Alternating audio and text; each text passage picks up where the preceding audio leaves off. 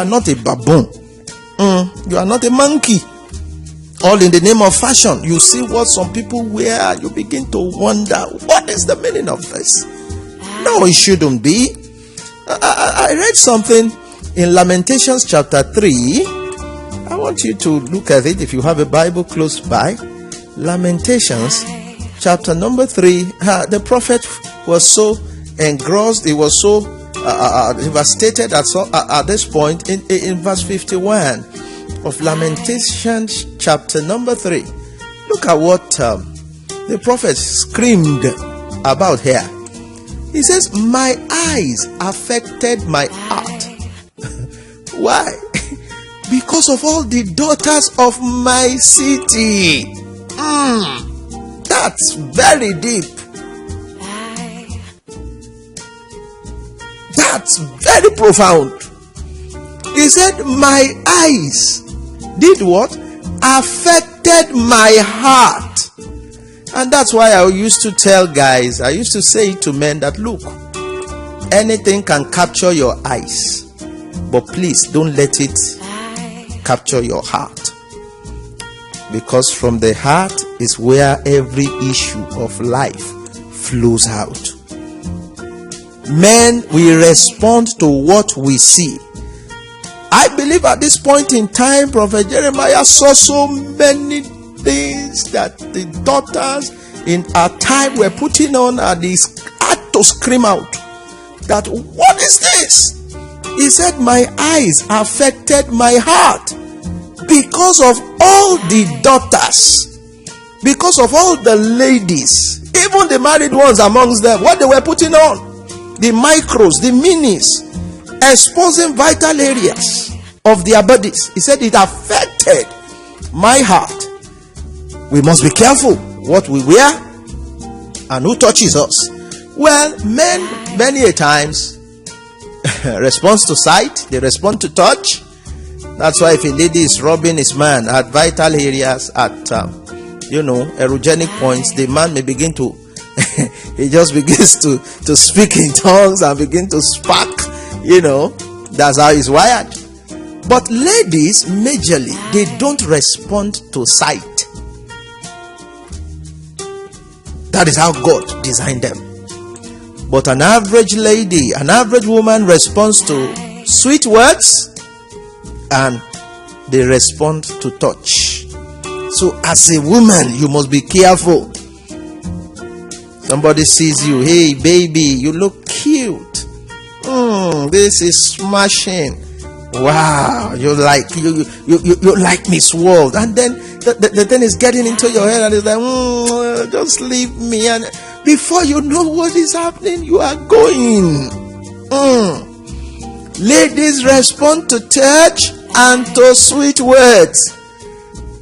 You don't need anybody to tell you how beautiful and fearfully and wonderfully made you are. Yes, they may compliment. Some people are genuine. Oh, thank them for that and move on. But when the guy starts holding your hand, he starts touching you one way or the other, please, you must learn to quickly call him to order. If not, such touches as also may be suggestive and they may be seductive. And then number 4, how do I avoid the sex trap? Count the cost before taking off your clothes. Count the cost before taking off your clothes. History has shown that the most valuable commodities in life is the ones that are still unused. Brand new, tear rubber, still kept. They are the most valuable commodities anywhere on earth. Do you know that same rule applies to your sexuality? Your worth as a lady, for instance, your self-esteem, your value is attached to your virginity. Lamentations chapter 1 verse 8. In Lamentations chapter 1 verse 8, the prophet said something here again. Let me just re-echo it for clarity's sake. Lamentations chapter 1, verse 8. He wrote here, he said, Jerusalem has grievously sinned. Therefore, she is removed. All that honored her despise her now. Why? Because they have seen her nakedness. Yes, she sigheth and turneth backwards. Verse 9 says, her filthiness is in her skirts. She remembers not her last end. Very great, very deep, very profound. That Jerusalem sinned grievously. Therefore, she became filthy. And all those who had seen her nakedness, all those who had been there, they've gone to her Jerusalem and come out. They now dishonor her. They despise her. They don't want to see her anymore. Because there is nothing shocking them. There is nothing enticing them. There is nothing that is making them to look, oh, what is there to hide again?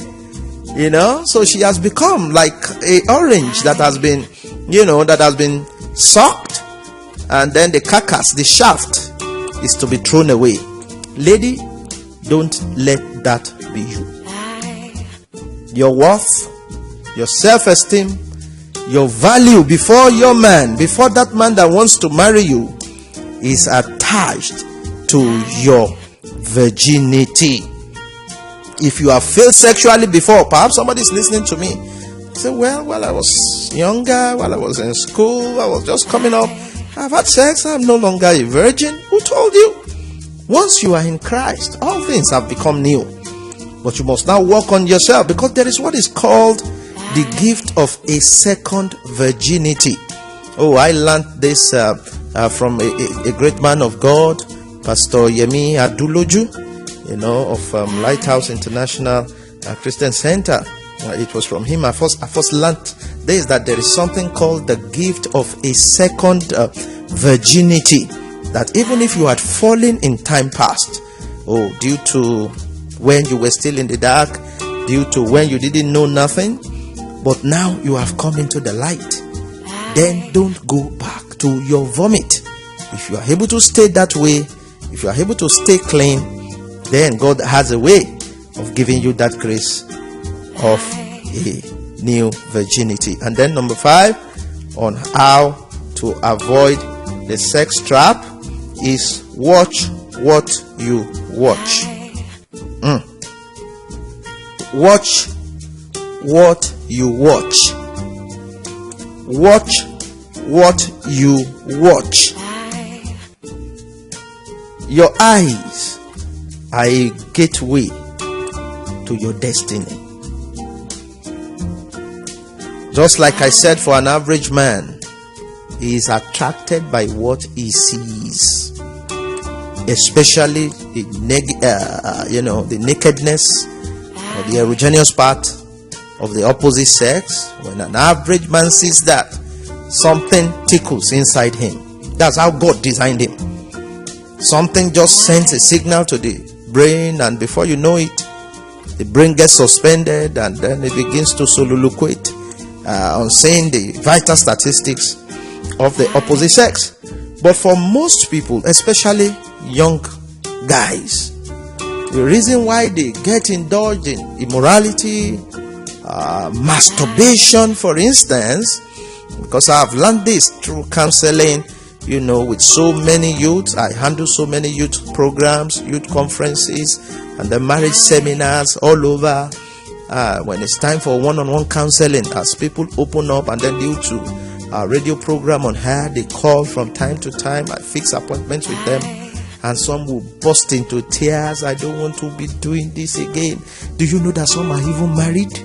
But some will confess that, look, they enjoy when they are all alone in the bedroom, massaging themselves, masturbating until they ejaculate, than when they are having intercourse with their wife. I said, no, that is wrong.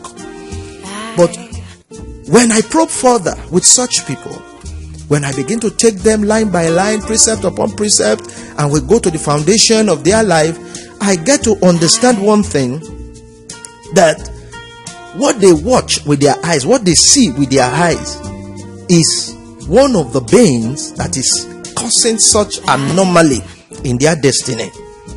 Pornographic materials, for instance. You say you don't want to masturbate. You said you don't want to do it again. You said you don't want to fornicate anymore. But right there on your phone, the screensaver is that of, let me mention names here, which you put there. Naked, seductive, looking, so tantalizing to you. Yet you don't want to masturbate. There's no way seeing those pictures, looking at those nudity settings will not begin to make you send signals, to your hormonal whatever. And if care is not taken, there is bound to be a revolution of your sexual fire. And once that comes, you want to look for a way to gratify that sexual desire. That's why some people rape people.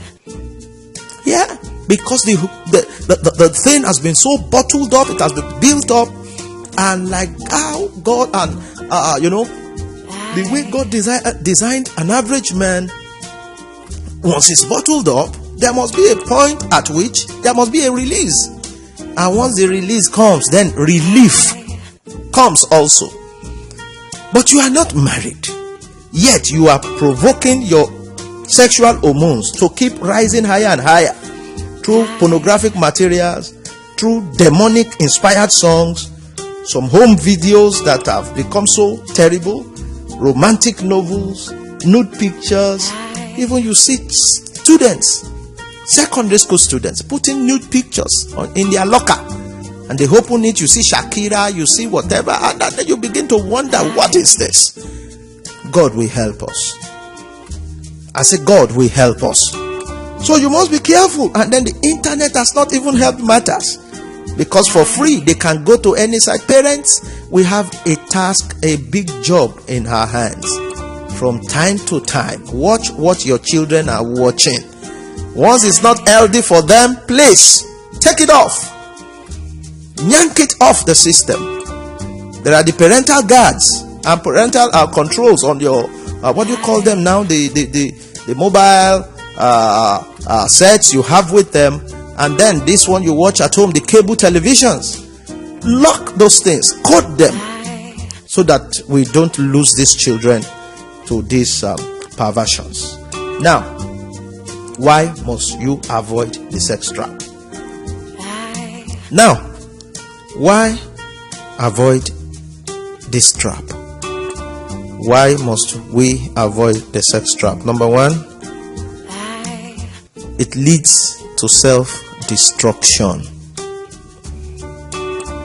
Sex out of wedlock, sex with somebody who is not legally your husband or your wife, will ultimately destroy you.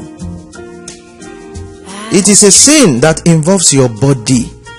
That is one bad thing about sex out of wedlock. Apostle Paul made it very, very clear. That's in 1 Corinthians chapter 6. In 1 Corinthians chapter 6, from verse 9. Verse 9. Yeah, I think verse 9. He made it clear for you and I the harm, the danger that is in sex out of wedlock. And we must come to terms with this understanding that, look, if I don't want to destroy my tomorrow, if I don't want to die before my time, I must learn to avoid this sex trap at all cost.